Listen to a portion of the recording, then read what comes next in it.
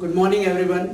Myself Viren Shah. I belong to Engagement Service Group, and today I am going to brief you about the cash management services and the role of the SWIFT network. So I'll just walk you through the flow what we are going to cover today. The cash management services, which includes components like payments, receivables, liquidity, trade services and supply chain finance. There are other components as well, but as a part of this session we are going to keep it small and simple. There will be a couple of examples following which what is SWIFT, what are the history of it, what are the users who are using it. There will be a couple of set examples from the live demo environment. There will be applications which are hosted by the SWIFT application. There are types of messages which are used for the SWIFT network. The revenue model, how SWIFT earns money and generates the revenue for themselves to keep things moving. The challenges in the today's environment, and finally with the summary we will conclude what we have learned today. I hope this will be interactive in the session, which is very informative to you. At the end of the session, I'm sure we will learn something out of it. So I'll start with the first point, that is cash management services. In day-to-day routine, I usually manage my own income and expenses. So whatever the income that I earn through my salary, probably through my business profit, a farming land, or probably the interest that I earn from the dividends, mutual funds, and etc. So these are the source of incomes, which is kind of receivable for me. Okay, and the payments that I make through shopping, doing shopping for grocery, home shopping. There are a couple of instances where we make an investment, and that is a kind of payment. We buy a home loan. So these are the kind of investment or probably a payments that one can make. And the liquidity stands for what kind of liquid amount I have to keep in my kitty or account to make the subsequent payments which are already planned for the month or a day. Think from trade services. Trade services represents one buyer, one seller, and the trade is happening between them. The goods are requested and finally shipment is sent. So this is a kind of a trade. In the supply chain finance, to make this trade cycle complete, you need some financing, okay? And the whole cycle needs finance through different agencies, export agencies, third party, and so on. So this is just an overview about the CMS. I quoted my example. Think about a corporate like Reliance Industries, which has multiple offices in the multiple countries, multiple what you can say, vendors, number of subsidiaries, kind of partners they have. So this is like a huge chunk, and it would be really difficult to manage all these services, day-to-day payments, day-to-day collection, the kind of kitty or the liquid amount that they have to keep in crores or probably millions or billions. So for them it is really essential to manage those things. Here we have SWIFT network as a part of our help.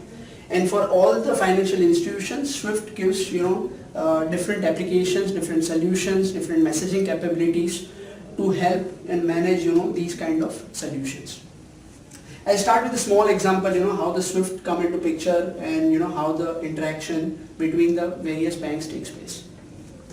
For example, right now I am into USA, okay, New York City probably, and I am banking with the Citibank. But I would like to transfer a couple of funds to my friend Jack, which is in South Africa, which is banking with the Absa Bank, and I'm going to transfer this $1,000 to his account. Okay. So what I'm going to do is I'm going to walk to my bank, which is Citibank, in the New York branch. I'm going to say, hey, I would like to send $1,000 to this guy Jack, who is residing in South Africa, Durban, and this is his big code. Okay. So usually we have an identification with the bank as a part of our account number. Each bank is associated with the SWIFT network as a part of identification. They have big code, which is bank identification code. Similarly, the correspondent bank or the receiving bank or the beneficiary bank have their own big code. And finally the beneficiary account number. So the payment amount will flow like this. So as soon as I request bank will initiate the SWIFT message. Through the SWIFT network, it is going to reach the destination bank and finally to the beneficiary account. Once the bank receives this message, it is obliged to credit the fund into the beneficiary account. So in a way, SWIFT has today provided us the infrastructure with the help of SWIFT network, the infrastructure at both the financial institution to understand these SWIFT messages, and the language to communicate, a common language. These are like standard messages which is defined by ISO, or empty messages. It can be bulk payment, it can transact in the bulk payment files as well, because let's say the corporate has to make bulk payments after end of the month, or probably every fortnight. So let's say salary payment of employees. So let's say 3 lakh employees are working in the Reliance Industries. So they have to make 3 lakh payments at the end of the month. There can be an example like utility payments for leased environment for all the corporate offices that they manage. They have to roll out the dividend to their shareholders at certain intervals. So these are the bulk payments that they also deal with. SwiftNet also helps in doing the bulk payments. So SWIFT basically stands for Society of Interbank Financial Telecommunication. It is just a global messaging service. It does not interact with the clearing and settlement house. It does not make sure that the actual accounting or the funding of the customers are being managed by them. It is definitely managed by individual financial institution. But every financial institution has to be linked with the SWIFT network to bank with the SWIFT. Okay? So it basically provides a medium to interact. Okay? So I'll go little back into history, wherein we used to have the telex messages where there are number of errors, there are security concerns, and the speed of processing was also slow. So then let's say if you want to transfer these, make simple transfer or transact to some other bank, it takes a couple of days. With the help of SWIFT, it makes sure that it happens through a couple of minutes. So like straight through processing where there is no authorization, message flows seamlessly and the account gets credited immediately. So this kind of infrastructure security is provided by the SWIFT network. Now SWIFT got introduced in 1974. Okay, after the introduction itself, within 3 years it has occupied 230 banks in 5 different countries. So this was the dominance it started with. Today SWIFT has 10,000 plus financial institutions which are linked with the SWIFT, and they bank with the SWIFT with the help of SWIFT. There are a couple of users. So SWIFT has, SWIFT is being developed as a part of architecture keeping in mind making the payments flow seamlessly. And then it has, those capability infrastructure is so volatile or kind of flexible, so that the scalability was so huge. It would have, it had extended from the payments message to treasury message to security messages to customer status message and so on. There are different segments which it has banking with. So it has basically different users from bank, asset management companies, depositories like NSDL, CDSL, what we have in India. The exchanges like NSE, BSE exchanges, or New York Stock Exchange, Dow Jones, Nikkei, FTSE, and so on. The clearing and settlement house, what we have in India is RBI, we have Federal Reserve in US, and so on. The security companies which deals in the security and bonds, they also use the SWIFT network for their transaction processing. So I was telling you about the different applications which are used by the SWIFT network. So it provides different solutions in case of trade service utility. In case of trade services, we have trade service utility. So consider this very simple example wherein there is a buyer who is like a kind of importer. There is a seller who is kind of an exporter. Okay, and he is going to the buyer is going to request a seller that please send me so and so good on so and so date with so and so quantity and the kind of remuneration. Details are also there. So this is a purchase order which is issued by a buyer to a seller, and in response to that it is going to approach the bank and going to check with the bank whether the credibility of the buyer and receive a letter of credit for the shipment and the kind of insurance it is going to buy and so on and so forth. The same is being done at the buyer's end because the buyer has also made a purchase order and sent it across. So it is going to approach his bank, and both the banks is going to communicate with the help of trade service utility. Now, once the confirmation is being given by the trade service utility, yes, there is an order received by from the buyer side, which is being verified at the seller's end, like this is the quantity, this is the amount, this is the date, and so on and so forth. Shipment is going to be sent. Okay. Now the shipment is sent, like buyer has received the requested quantities and everything. Now it is going to verify against what it has sent in the purchase order. Again the trade service utility, it's being sent to trade service utility. The same details of the shipment is being sent to the trade service utility. Now here the trade service utility plays a very important role by making a matching mechanism. What is being received, what has been sent, what has been requested, what has been received. So this kind of mechanism makes it very correct and direct for both the parties that agreed upon for trading. So this is one of the application example which is sent, which is being provided by the SWIFT network. So SWIFT provides this TSU application, that is Trade Service Utility application. There are a number of applications in different space. They have compliance related applications like Know Your Customer. They have AML check for anti-money laundering and crime investigation and fraudulent customers and organizations. There are a couple of business intelligence applications that they provide to customers, like dashboards, to view the kind of messages that are flowing to the network for that particular financial institution. So if I am a regional head and I would like to see in the APAC region like thousands of transactions which got processed during this stipulated time, and what all transactions got failed. Now I want to filter out the only high value payments out of which went through the authorization, but somehow it got in between stuck. So this becomes very easier for me to monitor, to see the very dashboard view, which is like a real time, and the reporting becomes very easy and quick. So these kind of business intelligence softwares are also provided by the SWIFT applications. So this is on the solutioning part. On the services side, we already discussed that SWIFT provides a common messaging applications. Okay, so it is like the communication with which both the parties agreed upon and can talk to each other.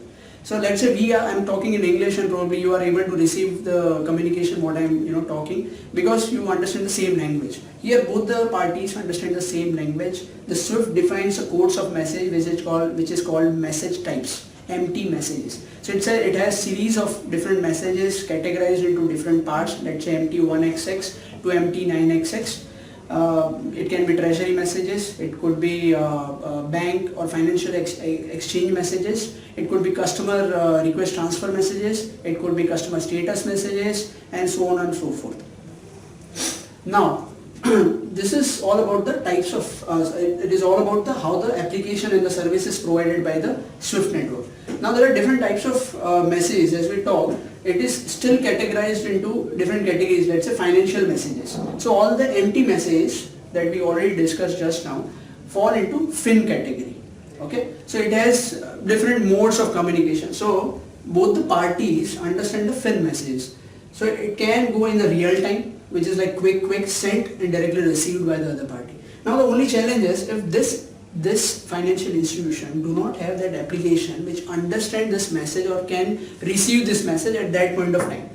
So SWIFT works in the store and forward mode as well, where it stores the message, it waits till the time this application is up and running, and then it sends the message. This makes an assurance that whatever is sent is being received by the other end. Okay, so these are the different mechanisms with which the FIN message works. There are 5 lakhs. So we quoted an example where the bulk payments are made by the corporate at the end of the month or fortnight. One of the example could be salary payments. So these are the bulk messages which cannot be generated by one by one. So we generate files of it. Okay, and these files are being triggered at some particular interval, let's say 30th of every month, and being sent to the SWIFT network where the other banking application where the actual employees are residing, and there it gets credited, the amount gets credited in their account. So this is about the file act. The interact talks about the MX messages or the XML messages, the PAIN messages, PAX messages, and so forth, which is like industry standard, governed by the ISO standard. And there are browse messages, let's say individual transactions, if somebody is willing to trigger and create the messages on the bank side, so they can trigger it using the browse facility. So these are the facilities given by the SWIFT network. Now this is all about how the SWIFT works, what all applications it provides, how the communication takes place between the SWIFT, but how does it earn the revenue?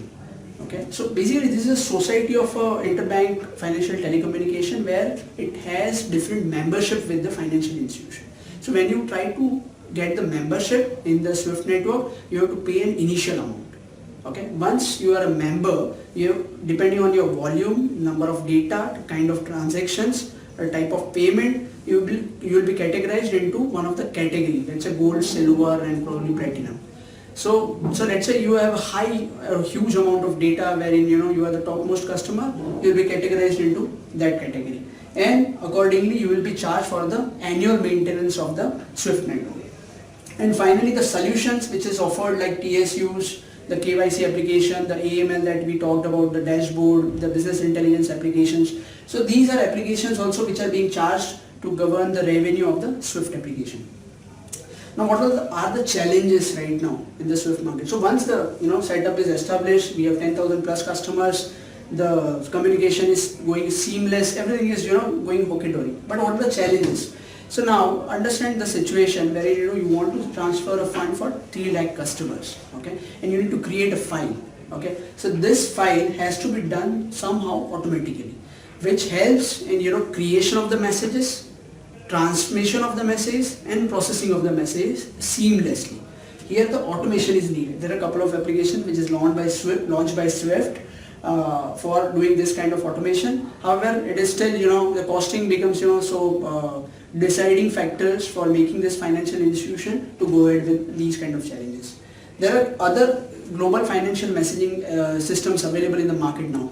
Like we have CHIPS, we have Ripple, we have other financial messaging applications, but it has not still penetrated till where Swift has already reached. And it is very obvious for any bank or financial institution because the risk is huge. The already set up network which is working fine cannot be replaced with something which is like new to me, and I don't have certain benchmarking available as a part of this as well.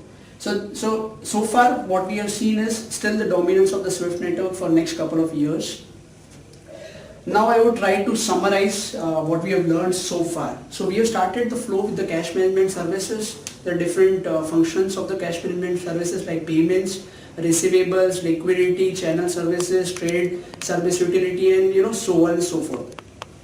We moved to the bank example wherein we have explained that how the transaction of the fund transfer takes place between the 2 different banks with a simple customer like me and probably my friend Jack who is residing in South Africa.